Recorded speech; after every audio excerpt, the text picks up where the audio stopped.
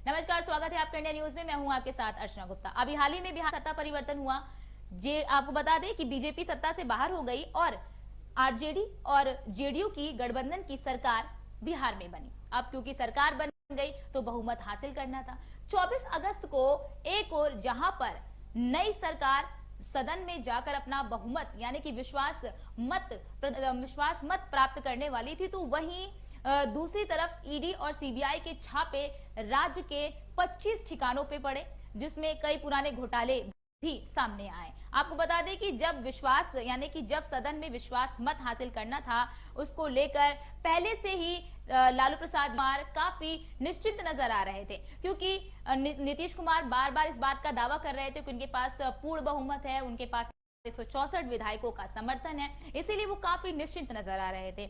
वहीं बीजेपी ने इस विश्वास मत से खुद को अलग रखा, बीजेपी ने इस विश्वास मत बहिष्कार किया।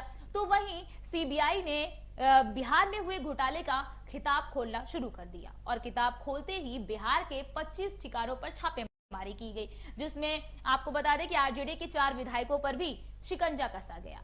वहीं सदन में इस कार्यवाही के विरोध में जवाब देते हुए तेजस्वी यादव ने कहा कि जब भी बीजेपी सत्ता से बाहर होती है तो वो अपने 3 जमाइयों को आगे कर देती है, जिसमें सीबीआई, ईडी और इनकम टैक्स का उन्होंने नाम लिया। और साथ बता दें कि जो रेड पड़ी थी वो एक रेड गुरुग्राम में भी पड़ी थी। बताया जा रहा है गुरुग्राम में एक मॉल था वेस्टलैंड, वो तेजस्वी यादव का था और वो जो मॉल था वो अवैध रूप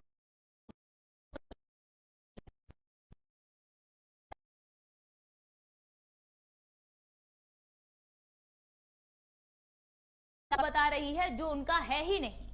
इस पर भी जवाब देते हुए और प्रेस कॉन्फ्रेंस करते हुए तेजस्वी यादव ने एक अपने व्हाट्सएप पर फोटो दिखाई और कहा कि ये मॉल मेरा नहीं है, उनके मालिक का भी नाम बताया। साथ ही साथ ये भी कहा कि इस मॉल का उद्घाटन जो है वो मनोहर लाल खट्टर ने किया, जो कि अभी हरियाणा के मुख्य। तो अभी जांच एजेंसियां जाने कि ये किसका ये जो मॉल है वो किसका है, और इसके साथ ही जांच एजेंसियां भी सवालों के घेरे में आ गई हैं। आपको बता दें कि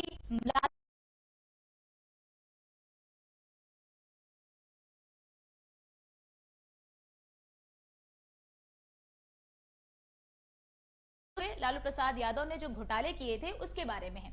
बताया जा रहा है कि लालू प्रसाद यादव जब 2008-9 में रेल मंत्री थे तो उस समय उन्होंने भर्ती घोटाला किया था, यानी कि ग्रुप डी की जो भर्ती प्रक्रिया होती है उसमें उन्होंने घोटाला किया। और लालू प्रसाद यादव पर आरोप लगा कि नौकरी के बदले में उन्होंने जमीन ली।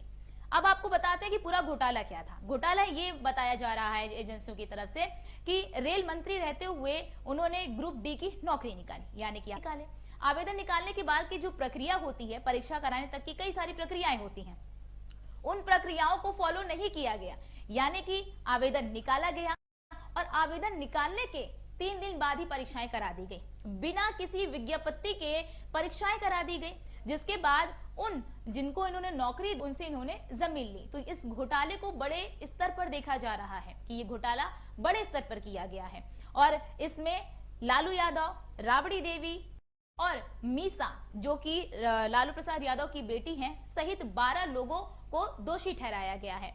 और साथ ही साथ आपको बता दें कि इसके खिलाफ जो प्रारंभिक जांच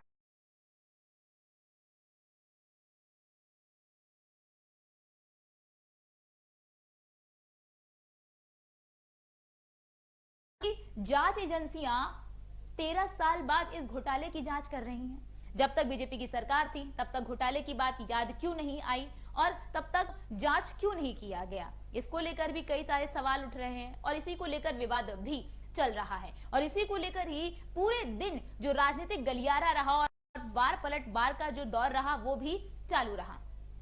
इसी को लेकर जांच एजेंसियों की जो विश्वसनीयता है उस पर भी कई सारे प्रश्न चिन्ह लग रहे हैं कि जब तक जांच एजेंसियां क्या इतना सुस्त काम करती हैं कि 2008-9 में हुए घोटाले की जो जानकारी है उनको अब मिली है और उसकी जांच की प्रक्रिया इतनी लगी कि अभी तक सीबीआई जो है, ईडी जो है वो सबूत इकट्ठा कर रही थी और अब जाकर छापेमारी की गई, क्योंकि जब तेजस्वी यादव ने ये कहा कि जब सरकार चली जाती है तब बीजेपी छापे मरवाती है। इस पर पलटवार करते हुए बीजेपी ने कहा कि जांच एजेंसियों को पहले स्वतंत्रता नहीं दी जाती थी जांच करने की, अब उनको स्वतंत्रता मिली है, अब उनके पास सबूत आए हैं, बिना सबूतों के आधार पर जो जांच एजेंसियां हैं वो रेट नहीं मार सकती हैं। अब उनको अब उनको सबूत मिला है तो अब उन्होंने रेट मारा है। सवाल यही खड़ा होता है कि क्या इतने लंबा वक्त, क्या हमारी जो देश की उच्च जांच एजेंसियां हैं उनको इतनी सुस्त हैं वो कि उनको इतना लंबा समय लग जाता है जांच करने में। अगर इतना लंबा समय लगता है तो